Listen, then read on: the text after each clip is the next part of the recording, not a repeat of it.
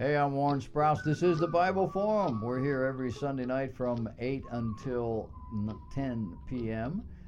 We look at life through a biblical lens. We just sit around and wait for you to show up. We're glad that you're able to tune in and to see what we've been doing. We're talking tonight about Glenn Beck. Glenn Beck had an interview this week with a man by the name of Roy Williams. Roy Williams had written a book back in '04. Apparently Glenn had just finished reading the book. The book is entitled Pendulum: How Past Generations Shape Our Present and Our Future. And in this book, Williams apparently cited the ebb and flow of societies in terms of predictable cycles.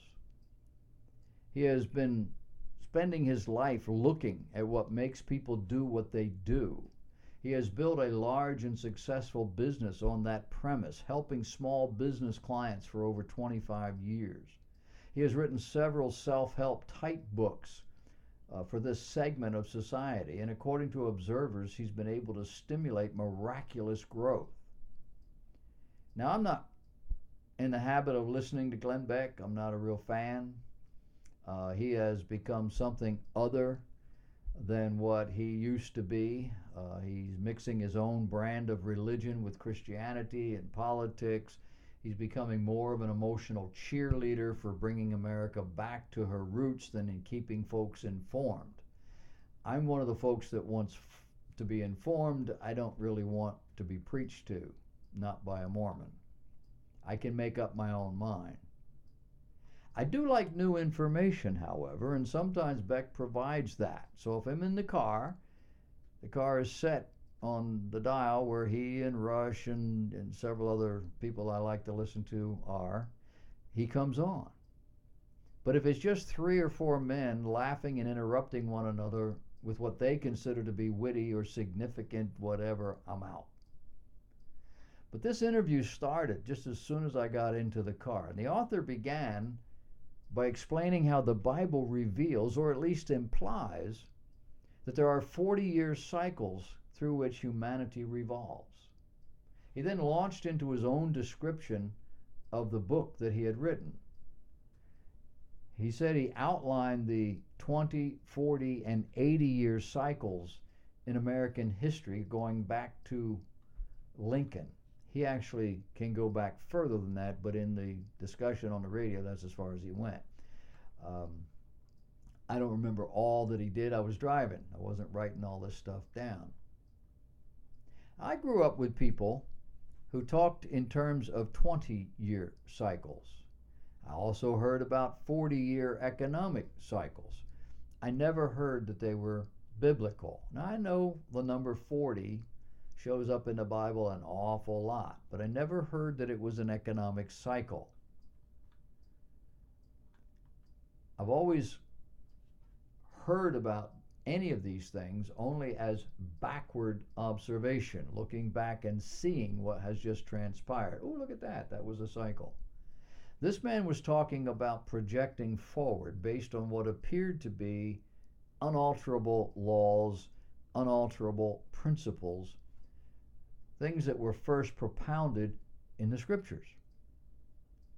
Now, it doesn't take long with a Bible in hand to see the 40-year cycles. They're pretty dominant.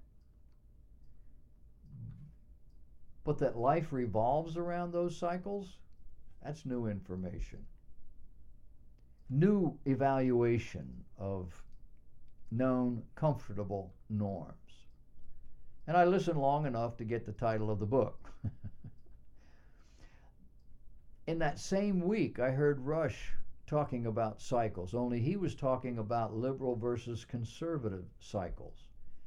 He revealed that conservative thinkers, not you and me, but more the academic types, that conservative thinkers never think in terms of conservative values becoming dominant, but rather that these conservative ideals keep the liberal values at bay.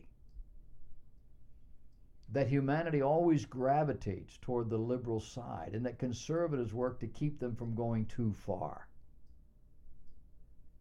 Now, both of these discussions are fascinating, and taken together, as I did, I think they were instructive.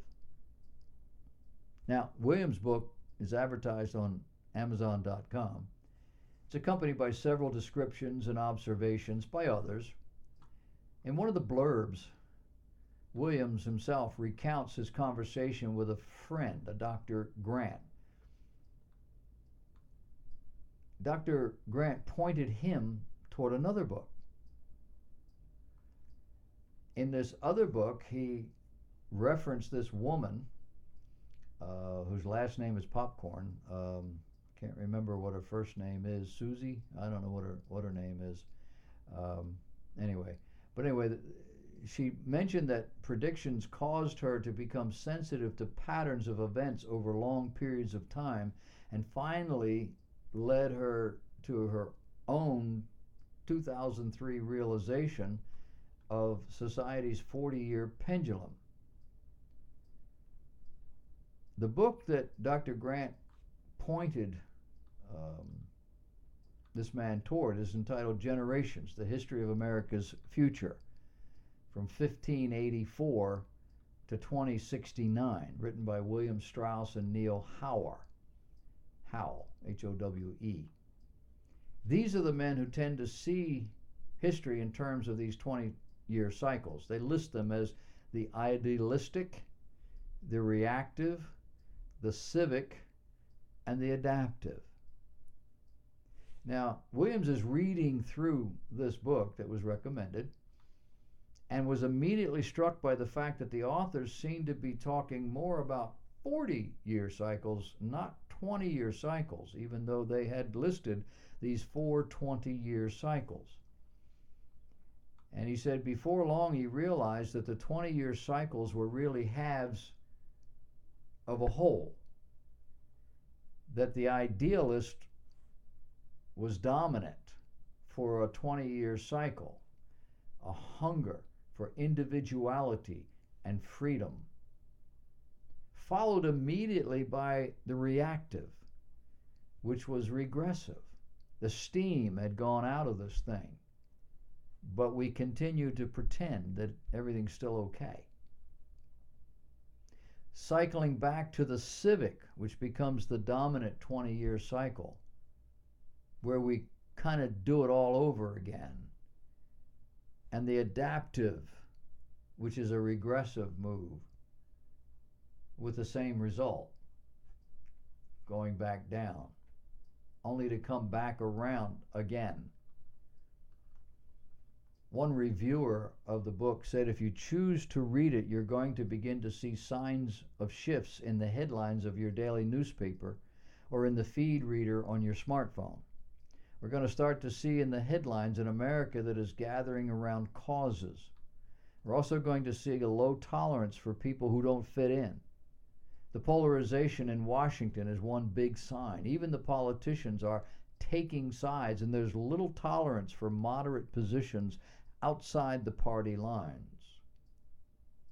According to the authors Strauss and Howe, every 80 years, 4 20-year cycles, we have a massive, big-time civic crisis. Usually it involves wars. He said, think the Revolutionary War, the Civil War, World War II. All of them pretty much 80 years apart, give or take a year here or there. In between, you have spiritual awakenings, which are also 80 years apart, making each awakening about 40 years out from a civic crisis. Of course, spiritual awakenings last a bit longer than wars, but the first Great Awakening started in 1720, ended in 1750, had a mid-period around 1735. The Second Great Awakening starts in about 1800, lasts till 1840, has a midpoint somewhere around 1820. The Third Great Awakening starts early, ends about on time, going from 1850 to 1910, makes the midpoint about 1880, and then there's the 60s. And the 60s is the Fourth Awakening, happening 80 years after the 1880. Civic crisis, spiritual awakenings, he says, occur like clockwork every 40 years. The conclusion? Western civilization is undergoing a dramatic cultural shift. In just a few short years, our society has fundamentally altered the meaning of marriage, embraced the notion that men can become women, and is now promoting the idea that grown men should be welcome to share a bathroom with women and young girls. Unexpectedly, we're also seeing a movement toward the normalization of polygamy, pedophilia, and incest. So in this context enters a Lutheran pastor by the name of Matthew Ruger, who writes a book, Sexual Morality in a Christless World. In this book, Ruger shows how Christian sexual morality rocked the pagan world of ancient Rome. The notions of self-giving love, sexual chastity, and marital fidelity were foreign, even shocking to the people of that time.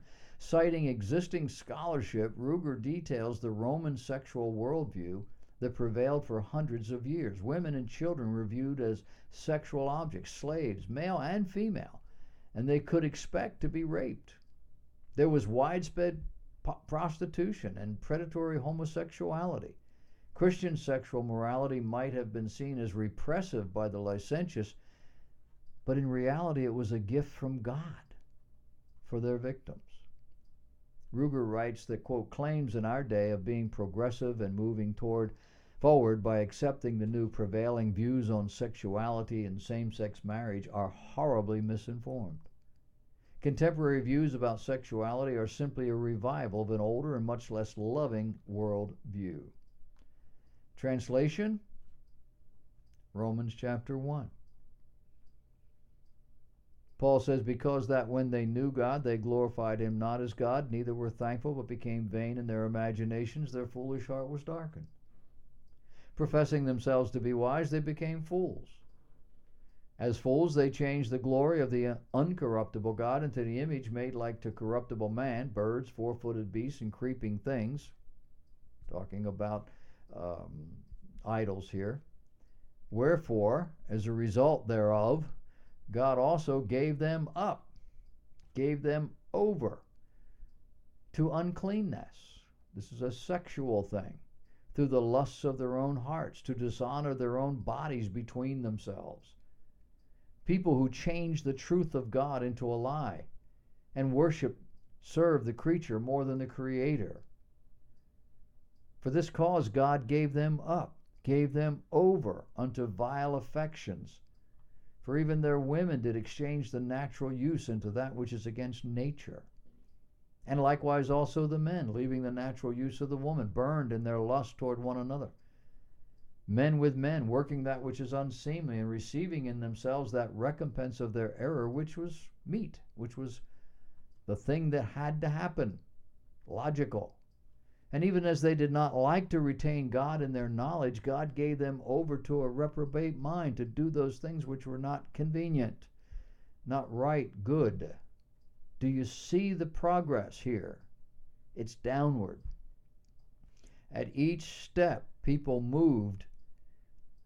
pushed until God gave them over to the thing they wanted, gave their society, their culture over to what it is they wanted. And they weren't satisfied. And they pushed further away from godliness until God said, okay, you can have that too. And then, okay, you can have that too. And it works its way down the ladder from something very good to something very bad. And at the end, Romans chapter 1, verse 28, God gave them over to a reprobate mind, to do those things which are not convenient. They, being filled with all unrighteousness, fornication, wickedness, covetousness, maliciousness, envy, murder, debate, deceit, malignity, whisperers, backbiters, haters of God, despiteful, proud, boasters, inventors of evil things, disobedient to parents, without understanding, covenant breakers, people who will sign a contract and walk away and never think about it, without natural affection, implacable, unmerciful, who knowing the judgment of God, that they which commit such things are worthy of death, not only do the same, but have pleasure in them that do them. Sound familiar? These observers of human nature, these observers of God's Word, have put all this together. Societies run these patterns. Where is America? America is at the end of Romans chapter 1. We got here because we did not like to retain God in our understanding, in our knowledge, in our life.